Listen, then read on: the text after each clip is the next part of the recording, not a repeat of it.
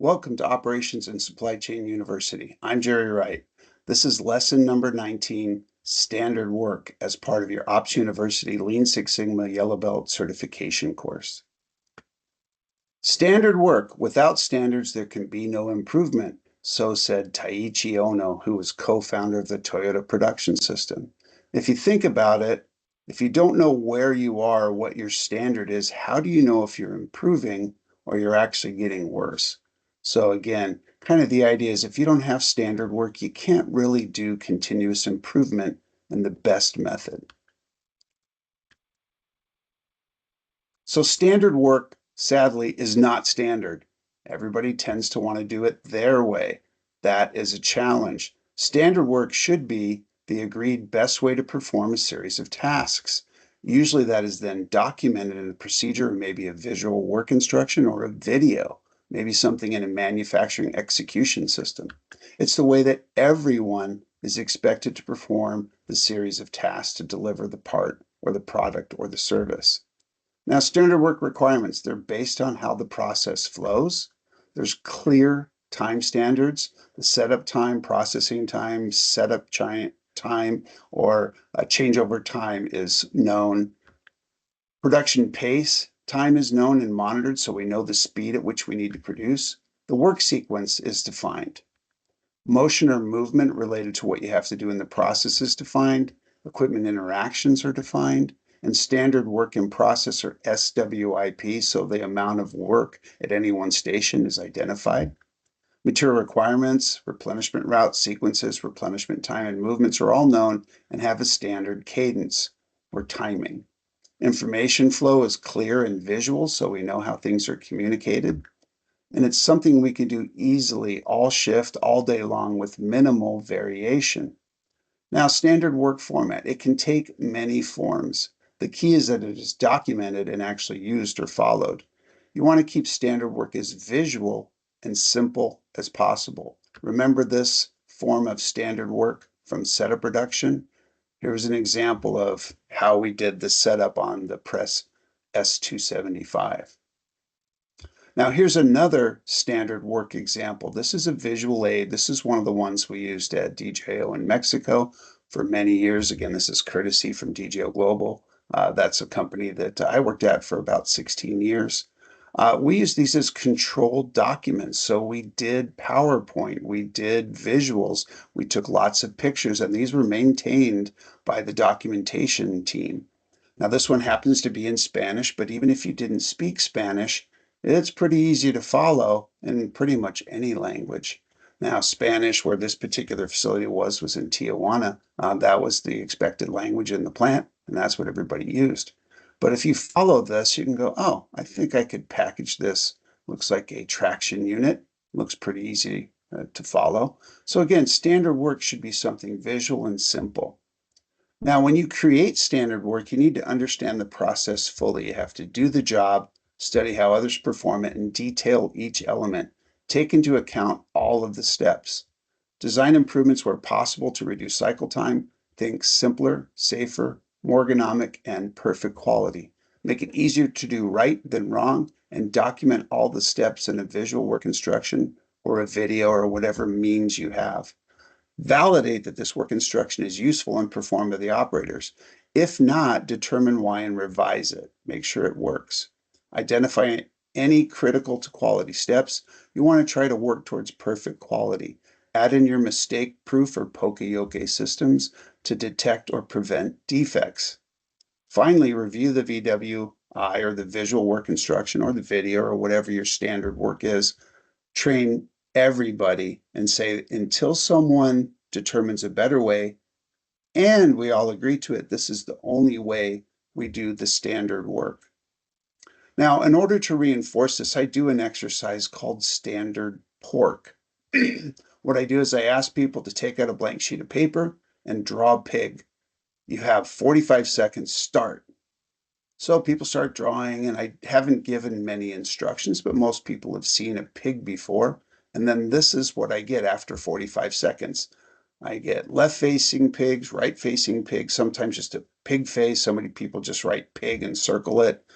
Bacon, I've seen that before. So I don't get really nice looking pigs like this, but I get this variety. And then I say, well, okay, clearly I didn't give you many instructions. Let's use a grid and I'll give you specific instructions. Please follow along. So I hand them a grid sheet of paper and say, okay, now draw a pig, but follow my instructions. I actually display the instructions on the screen, but they listen to them as well. So here's how I read it. Pick up your pen. Draw a capital letter M at the top left intersection of the grid. The bottom center of the M touches the intersection. Takes about 4 seconds. Draw the letter W at the bottom left intersection. The top center of the W touches the intersection. Again, about 4 seconds. Draw the letter W at the bottom right intersection. The top center of the W touches the intersection. Draw an arc from the letter M to the top right intersection. By about this time, people are going, wait a minute. I say, just follow the instructions, keep going. Draw another arc from the top right intersection to the bottom right W. Draw an arc between the two bottom W's. Draw the letter O or a circle in the center left box. Draw an arc from the letter M to the tangent of the circle. Draw an arc from the left W to the tangent of the circle. Draw an arc for the eye halfway between the M and the circle. Draw an arc for the mouth halfway between the W and the circle. We want it to be a happy pig. Draw the cursive letter E near the top of the arc on the right. And finally, draw 2 dots in the middle of the circle for the pig's nose. And then put down your pen and share your pig. Now, 45 seconds has elapsed, or approximately therein. And when I ask people to show me their pigs, this is what I get. They've gotten lost in the instructions. Even if English is their language and I'm speaking English, they're like, you were going too fast, I couldn't follow it. And I said, well, then why do we write instructions or standard work or procedures with all these words? We should be using pictures or video, make it visual. We don't want to end up with this. And these are, people very capable. So I said, okay, I got it. Let's go this route. Let's do visual. All right, here's your grid. They usually have 2 of these to start. They've ruined one, so let's use the second one. Draw a capital letter M at the top left intersection. Draw a capital W at the bottom left intersection. Draw a capital W at the bottom right intersection. Draw an arc from the M to the top right intersection and continue the arc down to the W. Draw an arc between the 2 W's for the belly of the pig. Draw a circle in the center left box. Go from the edge of the circle up to the M and from the edge of the circle down to the bottom W. Do an arc for the eye, an arc for the mouth. We want a happy pig. A cursive letter E near the top of the arc on the right, and finally 2 dots for the pig's nose. And guess what? Almost everybody's pig looks the same. We've got very standardized delivery. All the pigs are facing the same direction. They all are roughly the same size. They're not exact, but they're close. And we've achieved so much more by being visual than writing a bunch of instructions. And the reason I bring this up is it's important we make the instructions meaningful for the people doing the work. Don't do a big, long mess of words and paragraphs.